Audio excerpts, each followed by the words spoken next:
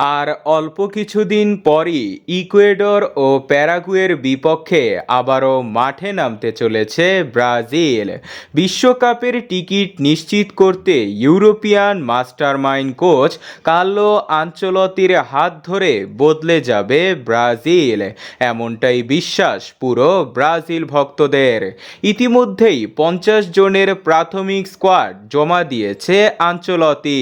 50 জনের প্রাথমিক স্কোয়াড থেকে মোটামুটি ধারণা পাওয়া গিয়েছে কারা থাকবেন চূড়ান্ত দলে।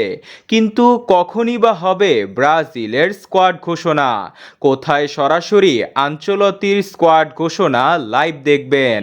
মূলত 26 তারিখ সোমবার বাংলাদেশ সময় অনুযায়ী রাত 10টায় স্কোয়াড ঘোষণা করবেন আনচেলত্তি। যদিও নতুন কোচ হিসাবে কিছু আনুষ্ঠানিকতা থাকবে, তবে 10টা থেকে 11টার মধ্যে স্কোয়াড ঘোষণা করা হবে এবং তা সরাসরি সম্প্রচার করবে সিবিএফ এর অফিসিয়াল ইউটিউব চ্যানেল। তবে সবচেয়ে খুশির খবর হলো ব্রাজিলের মহাতারকা নেইমার জুনিয়র মাঠে ফিরেছেন। ক্লাব সান্তোসের হয়ে 24 মিনিট মাঠে খেলেছেন। 2 বছর পর জাতীয় দলে ফিরছেন। শুধু নেইমার না, ডিফেন্সিভ মিডফিল্ডার হিসাবে ফিরছেন ক্যাসামিরো।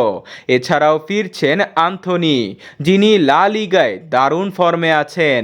এছাড়াও চমক হিসাবে এক পেনাল্টি স্পেশালিস্ট গোলকিপারকে ডেকেছে আনচেলত্তি। নাম তার হুগো সুজা।